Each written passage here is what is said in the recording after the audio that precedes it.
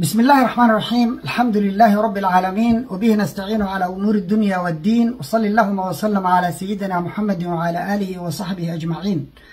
أسعد الله صباحكم ومساءكم ولياليكم أينما كنتم وحيثما حللتم. والله سوماليد ميل جوجتان بإله سبحانه وتعالى يكون ما ييلو عدي دبندبك الله كقادو عدي دن الله وفي انت باهن الله ديقو انت بوقتا الله بوكسيو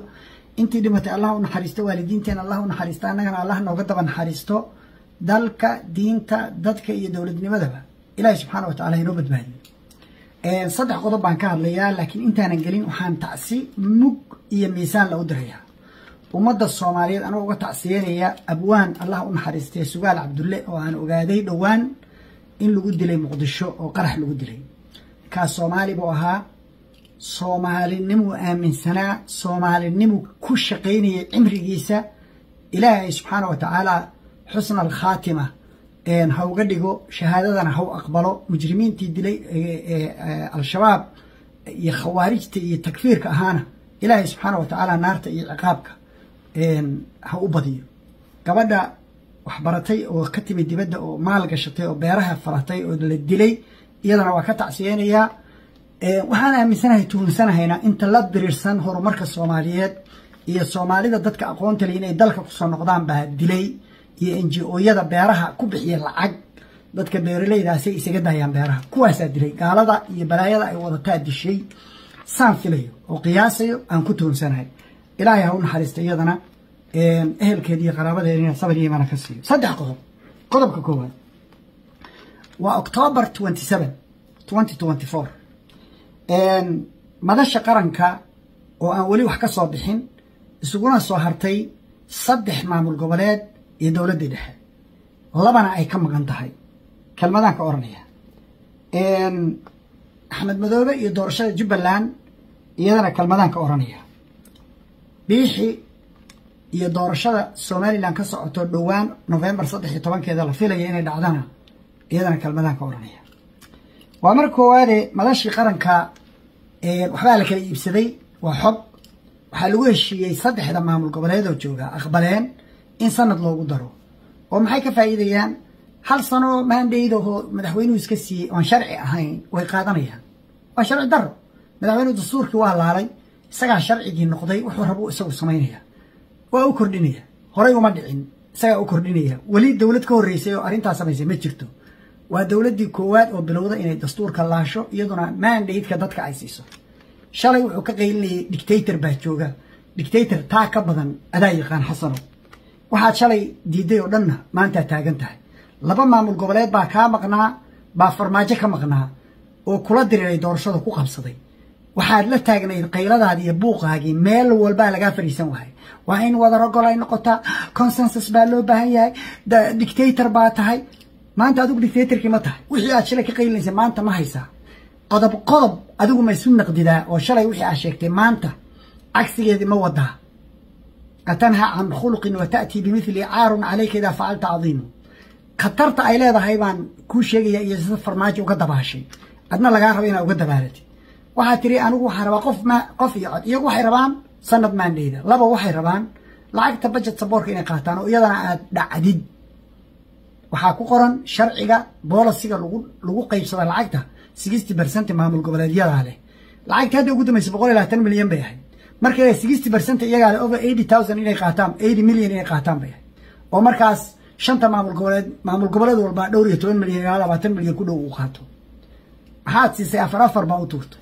intii kala aad qaatay 90 milyan baa qaadatay 30 baa siisay. u jeeda yani wax la yaab leh noqoto. taasay iyagu rabaan afartoodaas iskaga filan maadaama aysan kharash iyo mushahar iyo bixinayna iyagu ay qaadanayaan oo ay personally u maal gashanayaan doorashada soo socotana ugu diyaar garoobayaan. waxay iyagu marka intaas ay qaateen. adna maxaad qaadatay? waxaad tiri 1 vote baan rabaa. okay shalay waa diidanay, maanta waad rabtaa. sax. shalay maxaa dhacay? laba maamul goboleed baa diidanaa, maanta maxaa dhacay? waa isla iyadii. shalay marka waxaa diidanayd see maanta u rabtaa. labo 4.5 bay Soomaalidu wax ku qaybsataa. labaa ka jooga 2.5 baa maqan. laba beelood beesha Isaaq la yiraahdo horeyba u maqnayd oo been baa shakhsiyaad meelaha lagu hayo iyo heshiis lagu yahay maamul goboleedyada heshiis ku yihiin inay matalaan lagu sii matalsiinay daaroodkiina waa maqan yahay hadda waa kaa baxay beeshii shanaadna waa maqan tahay haye maxaa kuu soo haray laba beelood doorashada marka laba beelood miyaad madaxweyne u noqon doontaa oo intaa camcamiisida xamar iyo meelaha doorasho ku qabatid iyo dhuusamareeb iyo jawhar iyo magaranaysaa baad qaadanaysaa anigu ma aaminsani mana waafaqsani maamul goboleedyadu inay madaxweynaha iyo dowladda ka hor yimaadaan laakiin madaxweynaha waxaa laga rabaa inuu dadka kasbado haddaad lacagtii u diidid oo aad xilkii u diidid oo aad sharaftii iyo karaamayntii u diidid oo aad tiraahid doorashadii xataa anaa iska daaya anaa idiin kordhinaye seebay legitimasigaaga u aqbalayaan oo raalli ugu noqonayaan shalay farmaajo muxuu kaga dabaashay adna lagaa rabaa maxaa ka dhalanaya haddaad laba u qabatid laba iyo barna ay kaa maqan tahay majority kaa maqan yahay waxaa dhalanaysa iyaguna parallel process inay sameeyaan oo meel kale madaxweyne kale lagu doorto laguna kala tago maxaa lagaga dabaashay shalay lagaa rabaa maanta farmaajo 17 September dhuusamareeb 1 2 3 4 kulli 17 September wuxuu aqbalay gacmuhu taagay qortuu yiri dani baa qortay gacantiisa ku qortay markaasuu aqbalay siisa ku qaatay madoobana mid buu ku darsaday oo saddex marka loo qaybiyo gado meel halaysiyo yiri 8 halaysiyo 24 baa yaal 8 aan qaato 8 dibalis waa soo noqdeen baydhaba la isla tagay February iyagii baa ka noqday markay ka noqdeen isagu doorashadii oo dhan waxay yiraahdeen wareeji xasan oo adaa kamid ah dadkii la doorashada wareeji ku wareeji ra'iisul wasaaraha marka ra'iisul wasaaraha dhis ilaa markuu dhisayna ku wareeji farmaajo waa ku wareeji dictator baa ku sheegtay adigu ma ogolaan doonta xamse inaa ku wareejisid dalku u tanaasulay si aan loo kala dhaqaaqin labadaasna u yimaadaan doorasho ay iyagu wataan oo dambiil ku wataan oo dani aad ogtahay inuu 26 xubnood uu hal saac lagu soo 16 xubnood oo boosaaso yaala hal saac lagu soo ururiyay hal ergana ay dooratay aad ogtahay axmedna uu ceel qaal loo geystay 16 xildhibaan aad ogtahay iyo dambiil ku watay keensadeen waayahay in laga reynayo wuu ogaa laakiin dalku u tanaasulay adigu ma u tanaasuli doontaa mise waa lagu kala dhaqaaqaya madaxweynihii ugu dambeeya noqon doontaa 4.5 kiina 2 ma ku soo ururisay 2 ile 4.5 minus 2.5 waa 2 laban u qabanaya loo joojin maayo shalay iyo maanta xasanow dalka u tanaasul una tur qodobka labaad madoobe wuxuu tagay Kenya xamse iyo xasan sheekh waxay ku dacweeyeen Ruto cid kastay la hadleen Ruto gacanta u qabto u maroojiyo waa ogaa inaan la yeelayn ha dhacay ay ku yiraahdeen doorashada qabso iska wadaaf inay taageereen diyaarad hub ah bay ka daba direen oo maxay tahay macnaheedu xataa hadduu soo weeraro iska dhici laakiin waxay ka codsadeen hal mas'alo waxay yiraahdeen inta January la gaarayo oo diinka la dooranayo African Union ka loo dooranayo ku guuleysanayno xasan taageeran ka rabnahay u kaadi doorashada waxa laga yaabaa marka ilaa January inay noqoto taasina waa qodobka ku xiga waxa weeye xamse ayaa wuxuu sheegay axmed madoobe hadduu ka joogsan waayo doorashadan ku farabaxsanayo kismaayaan fariisanaya annaga isku reer Cabdullaahi naga wada ah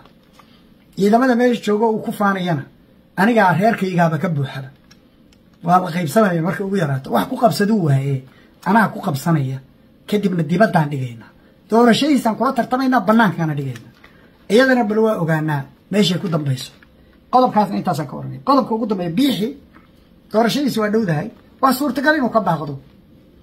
haddii uu qabtana laba arrimood buu damacsan yahay marka koowaad darafyada 6 magaalo oo isha iyo lagu codeeyo digitalka waxba badan kama qaban karo in uu ku shubto oo haa meeshii ahayd maya meeshii ahayd haa uu ku shubto waa suurtagal ama uu ka shubto sanduuqi ciro intii ku jirtay xagga lagu shubo waa suurtagal oo guddigu ay shaaciyaan boob waxa kaloo suurtagala waxa kaloo uu rabaa darafyada iyo tuulooyinka iyo miyiga wali warqad baa lagu codeeyaa kuwa inuu boqolaal ka soo qorto kumanaan kun u soo qorto ku darsado oo tirada codeysa ay ka badato tiradii sanadkii hore codeysay tripkii hore codeysay labo haday shaqeyn weydo inuu xoog ku haysto rabaa oo ku dagaalamo 5 kun oo askar u samaystay oo reerkiisa abeeshiisa ma u jeeda habaraw kow qaar baa booliska dharkoodii hadda loo geliyay already oo integration lagu wada hubkiina isaga haysta maxaa imaanaysa cirra waa diidaya garxajisna waa diidayaan horeyba waa u diideen waana ii shaqaysa 5 sano indhahan ka geliyay labana waa ugu daray حد يديه ما أنت يعني دمت أنتي وكلا كسمية حد يديه هبا هيسكا قيليا بقوله هيسكا تاخده أنا وحاجة وطنية موسنا هالكاس وصعدا بل سوى وأوجانا dadka shacabka ahi haddii ay doorasho caadi oo xaq oo xalaal galaan waa loo jeedaa ummadda dhan way aragtaa wadani baa guuleysanaya laakiin haddaan wax kala maqalno haddee kelmadda uu rabo inuu xigtana waxa ah kelmaddii cirra maalin dhow yiriyo muuse hadduu guuleysto aqbali mayno macnaheeduna uu ka waday si shaxshaxusan u dhihin wuxuu ka waday boob ku wadahay dadka oo dhan waa ka soo horjeedaan annagay nala jiraan marka haddii la diido oo marka haddana xoog ku guuleysto dee waa diidaynaa waa iska dhicinaynaa arrintaasi waxay keenaysaa burbur haddii burburkaasi dhaco maxaa imaanaya SSC waxaan ugu baaqayaa inay furaan maskaxdooda iyo indhahooda garxajis in lagu soo daro SSC oo sanaag intay ka degan yihiin oo ceerigaabo ay u noqoto magaalada xeebta waa iyo dekada maamul goboleedka SSC laguna soo daro sool oo dhan iyo sanaag oo dhan laga dhigo oo inta la wada degan yahay la wada dego oo markaa isaaq iyo daarood iyo hawiye iyo beesha shanaad ay hadda ku dhan yihiin marka laga reebo isaaqu hadday kusoo biiraan ay ku dhan yihiin digil iyo mirif oo ah xabadda maqan 1.ka maqan oo 4.5 ki Soomaaliya ay ku dhamaan lahayd na dadkii laga barakiciyay ceergaabo iyo laascaano dib loogu soo celiyo